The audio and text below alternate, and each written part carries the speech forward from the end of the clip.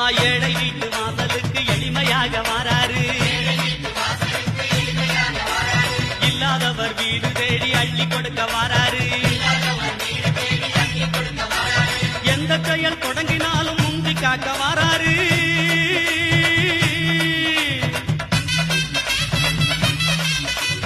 எந்த செயல் தொடங்கினாலும் முந்தி காக்க வாராரு. இருப்பவர் இல்லாதவர் பேதம் பார்க்க மாட்டாரு.